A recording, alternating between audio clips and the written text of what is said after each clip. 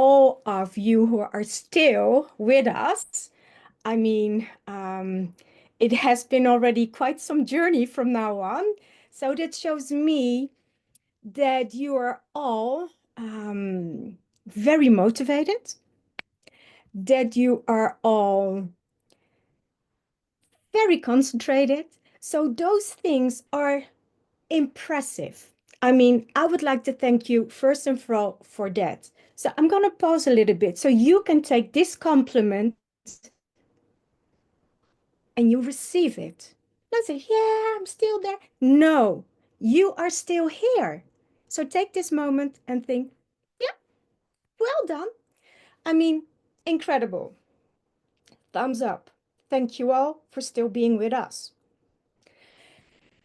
Now, how am I going to navigate through this? Because I just want to thank, first of all, the organization, but also the amazing speakers who have shared their knowledge and insight throughout this webinar. And I think I'm one of the last. So, okay. So let this be something you all have heard before.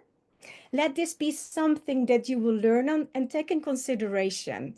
So my amazing speakers, they have their strategies. They laid a strong foundation for managing tension, for building resilience, offering meaningful support during this time, during your exam time. I mean, wow.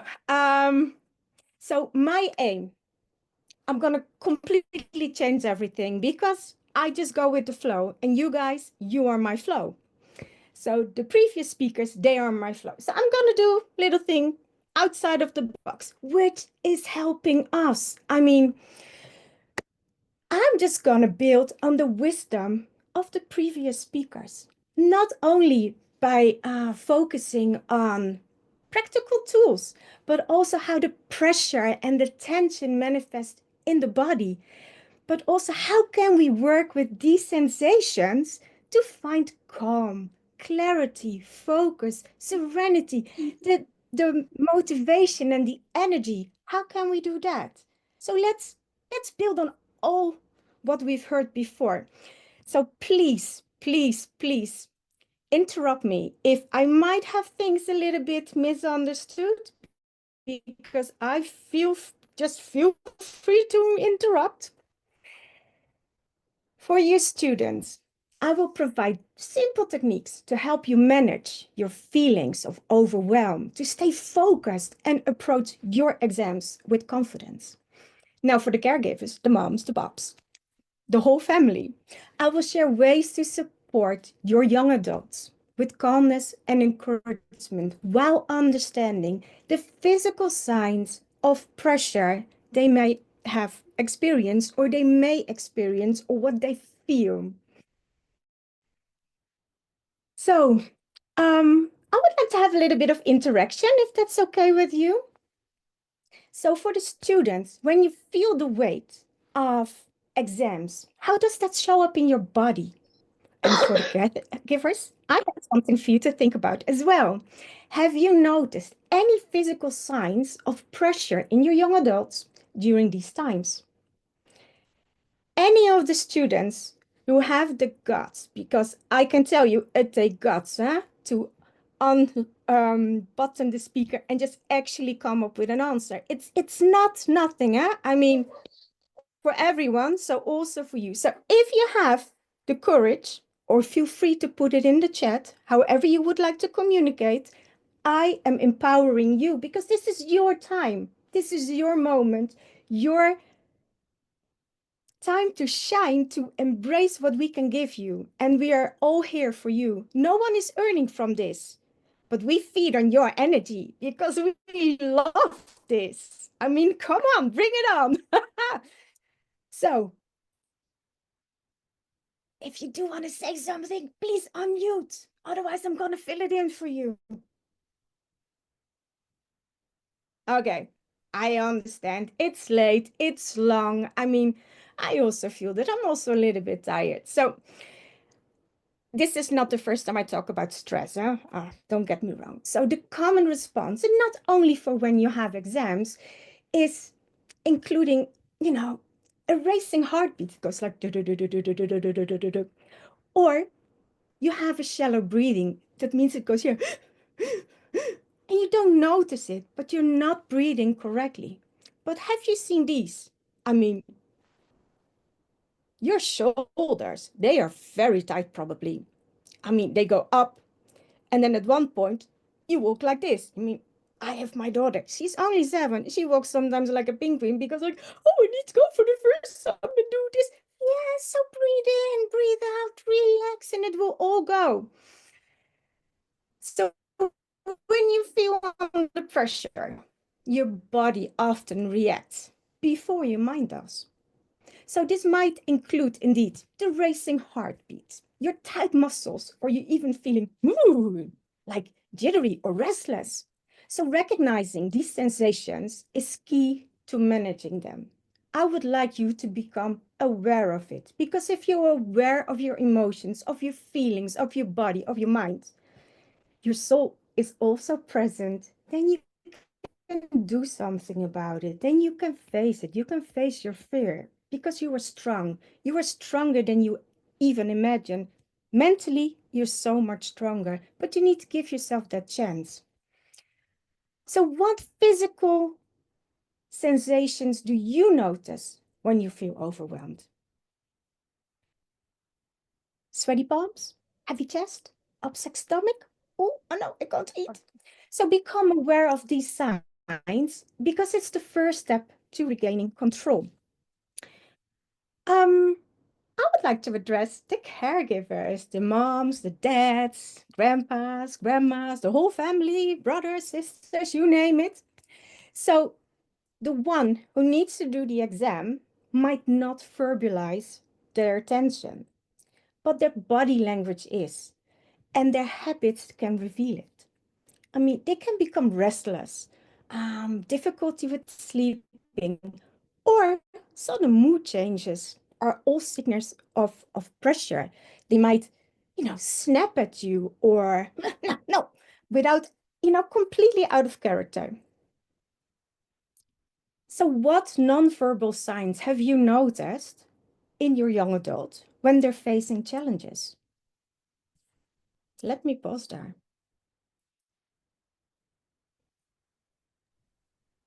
They Okay, lose temper. They are great. always cranky, Ah, talking back. oh, eating candy, want more, all kinds of snacks, and you Junk name it. food, That's yes. not true. Leave me alone. Ah, you mean that? Ha, I understand. I hear you.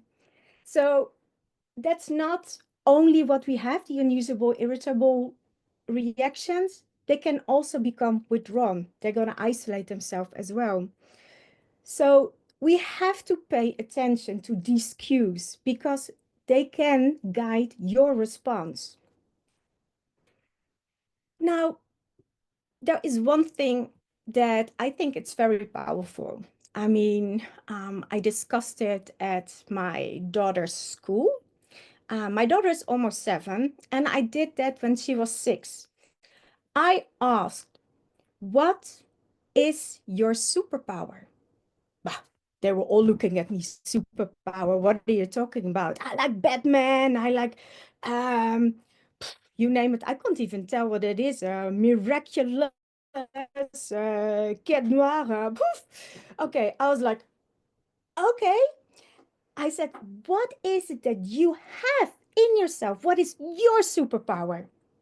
Hmm, nobody answered. And I said, okay, I know I'm not a native French speaker, but I'm pretty sure that superpower is, you know, it's kind of, Bertrand, please interrupt if that's not something like that. But I said something that they should have understood. So your superpower is your breath. That's it.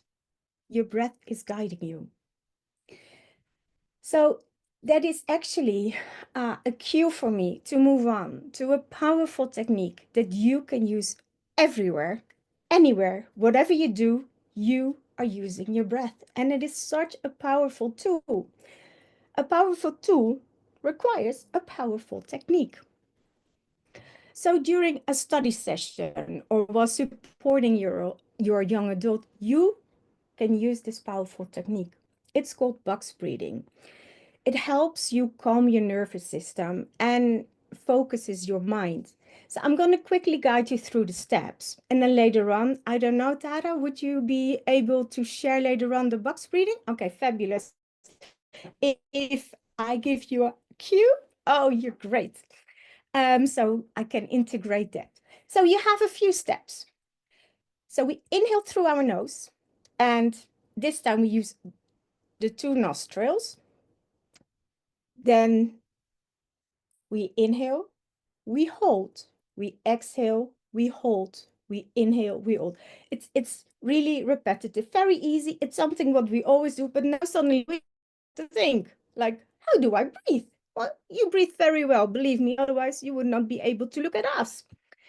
What helps is that you try to do it with your finger. I mean, easy peasy lemon squeezy, right? Let's try this together. If you could share my box breathing guidance, that would be fabulous, if that works.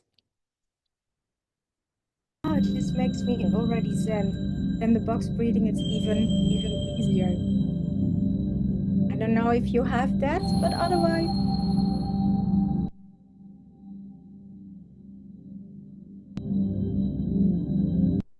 I don't want to give you the stress, so take it easy. In the meantime, we can all breathe through our nose. In a count of 4, you hold. You slowly breathe out again, and you hold. That is a simple box breathing. Now, I had prepared something, and I am one of the, let's see, let's go with the flow. So I never know if I use something that I prepared. Would you like to try this together? Let's try this. Okay, with the finger, because that's easy. Because this is the movement you can do wherever you are, even when your hands are in your pocket, so nobody has to see that you are using your superpower. So you breathe in, you hold for 4, 3, 2, 1. You slowly breathe out for 4, 3, 2, 1. You hold again for 4, 3, 2, 1. And you just repeat it.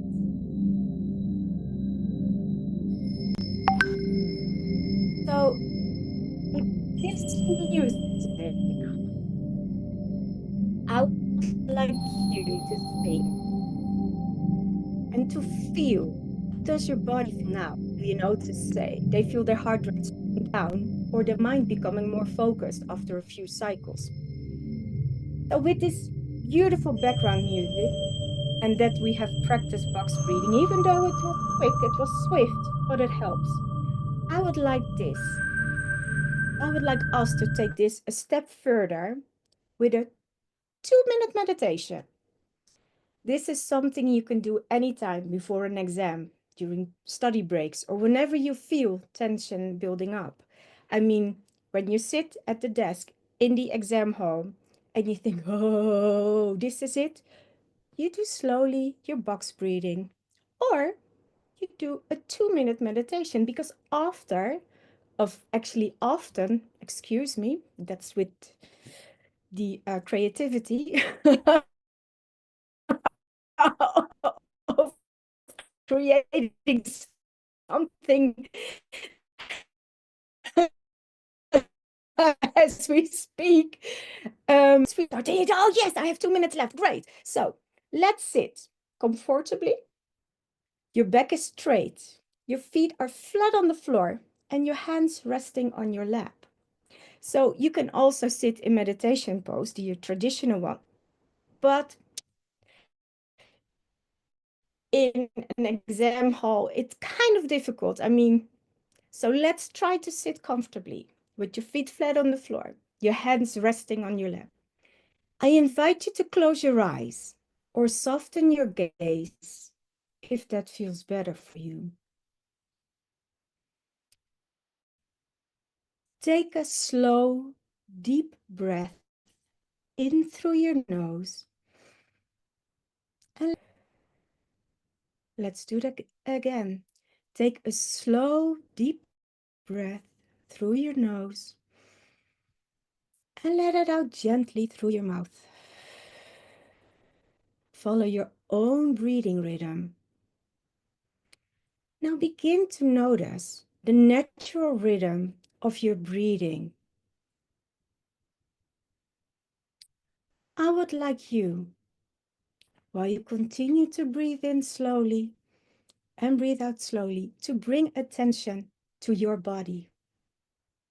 Notice your feet on the ground, the support of the chair beneath you, at your back, and how your shoulders feel.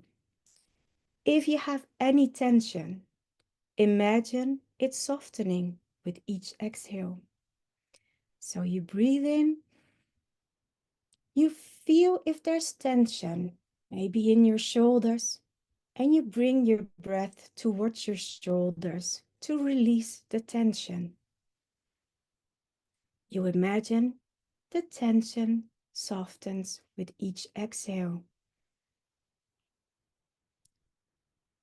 At the same time, you can also picture maybe a calm, peaceful place that makes you feel relaxed and focused.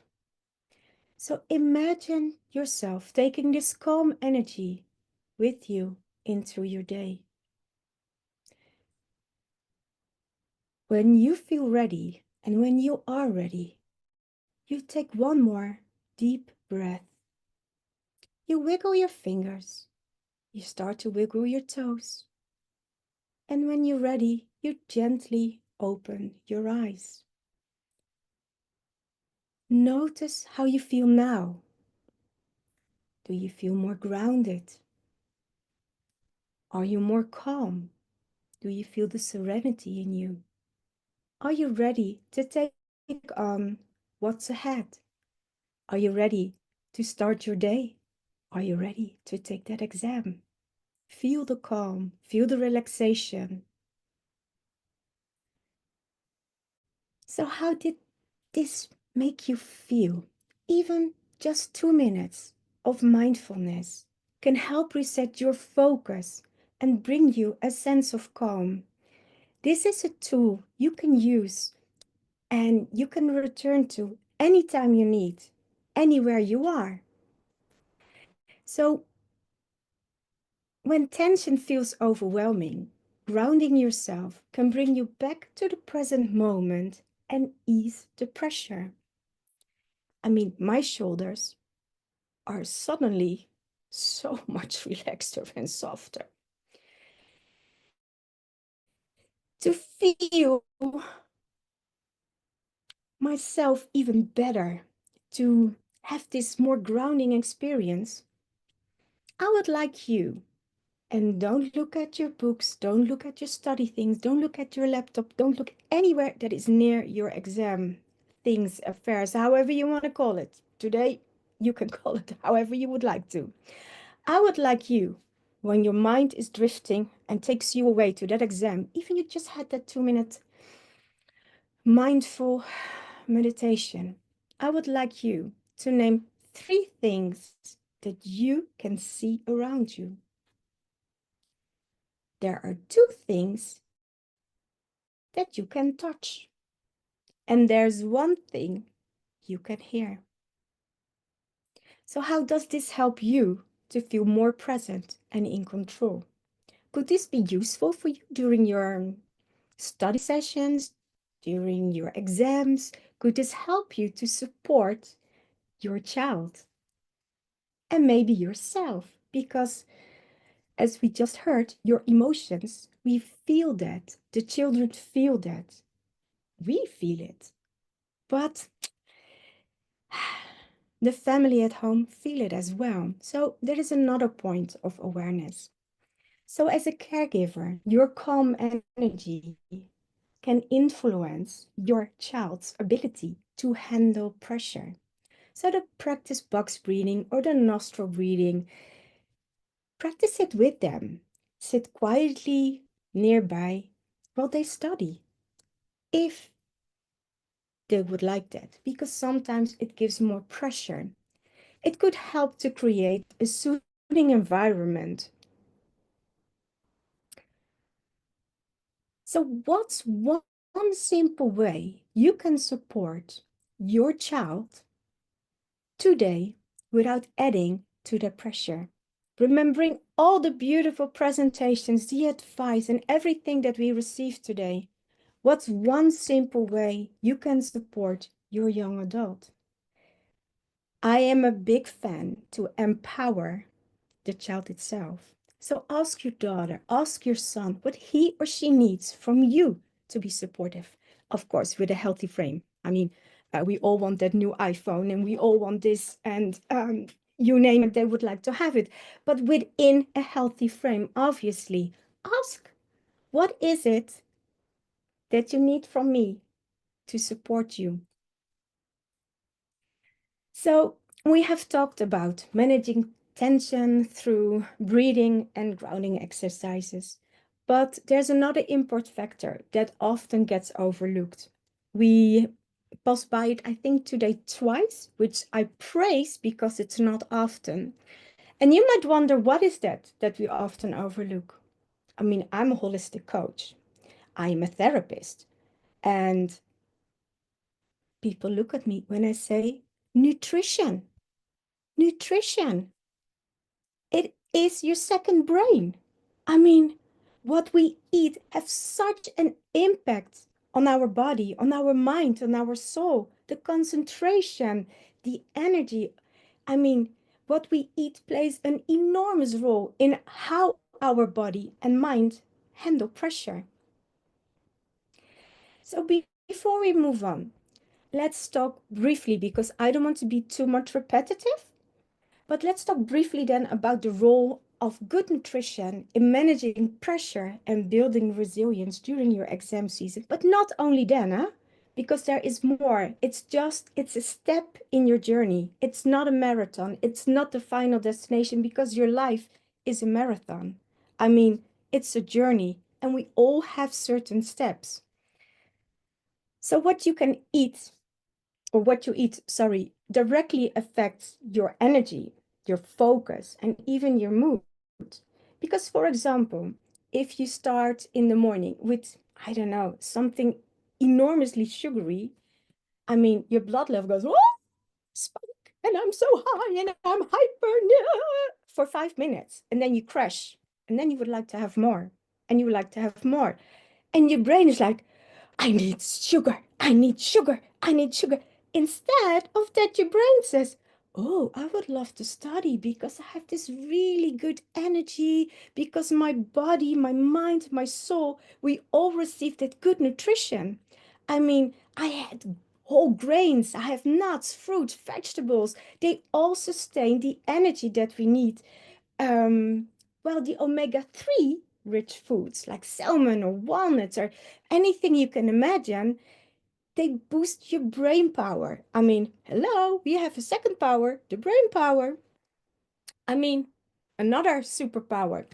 But then we also heard it today as well, and I would like to highlight it too, is that staying hydrated is equally important. Your brain needs water to function at its best. If you don't have enough water, if you not have enough hydration, and then you don't have enough water in your head. And I'm gonna say just plain as it is, because then you just dried out. I'm just gonna be straight to the point. You don't have in your head the water that helps you. So your brain goes in your head from left to right. And what do you have? You get a headache. I mean, you need to have water. You need to stay hydrated. And I'm not talking about those super sugary sports energy drinks. I mean, please stay away from that. I mean, you can do it once.